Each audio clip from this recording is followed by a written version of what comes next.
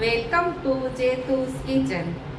આજે આપણે બનાવીશું બચેલા ભાતમાંથી બાળકો માટે નાસ્તો બનાવશું. સાંજે 5 વાગે આપણે નાસ્તો બનાવો હોય તો ફટાફટ આ નાસ્તો બની જાય છે અને બધા ઘરની અંદર થોડો થોડો ભાત તો બપોરે જમવામાં આપણે બનાવ્યો હોય તો વાટકી કે અડધી વાટકી પોણી વાટકી એટલો બચેલો હોય જ તે તો ગમે તે આપણે આઈટમ બનાવી શકીએ. અહીંયા ભાત લીધો છે, બાફાયેલો એટલે કે ચણેલો ભાત છે અને અહીંયા એક બટેકું બાફેલું લીધું છે, એક વાટકી આપણે લીલા ધાણા, 1 ચમચી ચીલી ફ્લેક્સ છે, પોણી ચમચી જેટલા ઓરેગાનો છે અને અહીંયા મીઠું લીધું છે. એકદમ ટેસ્ટી એવી ઝડપથી આપણી આ નાસ્તો બની જાય છે.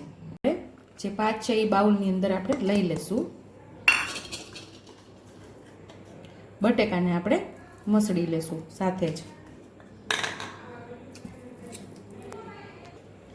અહીંયા ઓરેગાનો ઉમેરી દેશું. એકદમ ઝડપથી અને ફટાફટ બની જાય છે અને છોકરાઓને ખાવાની પણ ખૂબ જ મજા આવે છે. વેકેશન શરૂ થઈ ગયું છે હવે અને બાળકોને 5 વાગે એટલે ભૂખ લાગતી હોય, કાંઈ બનાવો તો આવી રીતે તમે બનાવી શકો છો. લીલા ધાણા, ચીલી ફ્લેક્સ, વાતમાં આપણે ઉમેરી દીધું છે ચીલી ફ્લેક્સ, ઓરેગાનો અને લીલા ધાણા અને સ્વાદ મુજબ આપણે મીઠું ઉમેરી દેશું.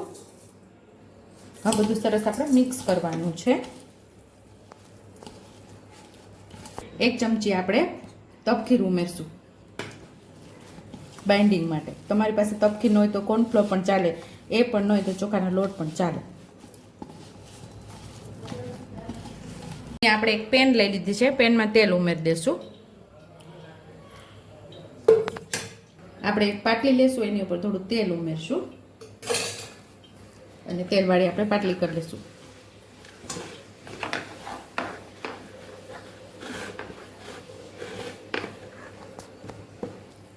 અહીંયા એક આપણે લુવો તૈયાર કરી લેવાનો છે.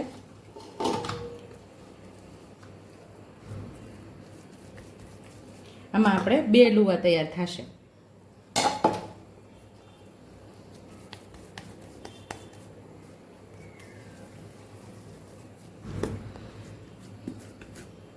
આવી રીતે આપણે એને પાથરી દેવાનું છે પાટલી ઉપર.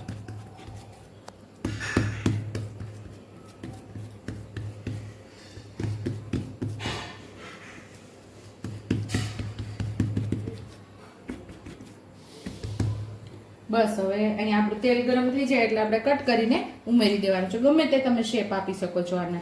એ પણ ગરમ થવા રાખી દીધું છે અને આપણે નાની નાની સ્ટીક જેવું કટિંગ કરી લેશું. આપણે બહુ ટેસ્ટી એવો આ નાસ્તો લાગશે.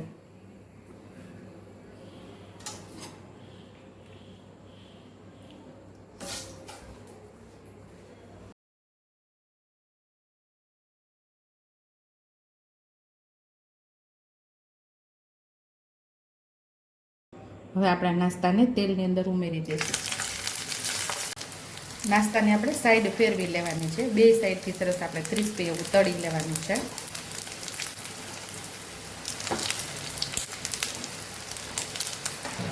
તો મસ્ત એવો ક્રિસ્પી એવો આપણો નાસ્તો તૈયાર થઈ ગયો છે. જો તમારાથી જારાથી ન ઉથલે તો મારી જેમ આવી રીતે આપણે ચીપિયાથી ફેરવી શકીએ છીએ. તો નાસ્તો રેડી થઈ ગયો છે. તો બધું આપણે બહાર લઈ લઈશું. મસ્ત એવો ક્રિસ્પી નાસ્તો તૈયાર થઈ ગયો આપણો બાળકો માટેનો. સેમ એ જ રીતે બીજા માવાનો પણ આપણે તૈયાર કરી લીધો છે. એને પણ આપણે તળી લેવાનું છે આવી રીતે.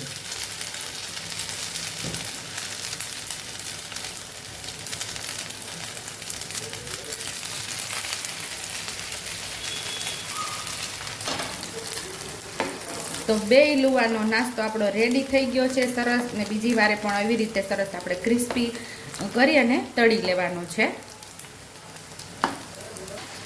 આ નાસ્તો બનાવવા માટે મેં વરાળે બટેકા બાફેલા છે.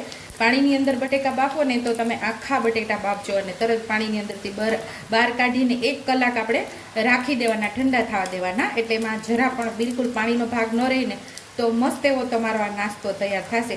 કદાચ તમારો આ નાસ્તો બનાવતા હોય ને માવો ઢીલો થઈ જાય તો 1 ચમચી તમે કોર્નફ્લોર અથવા તો તપકીર કે પછી ચોખાનો લોટ ઉમેરી અને તમારા માવો સહેજ ટાઈટ કરી અને આવી રીતે નાસ્તો તમે તૈયાર કરી શકો છો. એમાં કંઈ ગભરાવાની જરૂર નથી કે માવો ઢીલો થઈ ગયો, હવે શું કરશું આપણે. તો માવાની અંદર થોડું કોર્નફ્લોર ઉમેરે તો માવો આપણો ટાઈટ થઈ જાય છે અને આવો જ નાસ્તો ક્રિસ્પી તમારો પણ તૈયાર થશે. જો આ વાત ઉપર તમને મજા આવી ગઈ હોય ને તો એકવાર સબસ્ક્રાઈબ કરી લો આપણી ચેનલને. સુપર ટેસ્ટી એવો બટેકાનો અને બચેલા ભાતનો નાસ્તો આપણો તૈયાર છે. સાંજે 5 વાગે બાળકોને આ ખાવાની ખૂબ જ મજા આવે છે અને તમને હું તોડીને પણ એક બતાવું કેટલો મસ્ત ક્રિસ્પી આપણો નાસ્તો તૈયાર થયો છે અને એકદમ સરસ આપણો આ ક્રિસ્પી નાસ્તો થાય છે ને. અહીંયા આજે આપણે ખાટી મીઠી આંબલીની ચટણી લીધેલી છે. આ જગ્યા ઉપર તમે ટોમેટો કેચઅપ પણ લઈ શકો છો. જો તમને મારી રેસીપી પસંદ આવી હોય તો મારી રેસીપીને લાઈક કરજો, શેર કરજો, સબસ્ક્રાઈબ કરજો, હાઈપ કરજો, બેલ આઇકોનને દબાવતા ભૂલતા નહીં અને કમેન્ટ બોક્સમાં કમેન્ટ કરજો કે મારી રેસીપી કેવી લાગી અથવા તો તમે નવી રેસીપી કઈ જોવા માંગો છો મને કમેન્ટ બોક્સમાં કમેન્ટ કરજો. તો આવજો.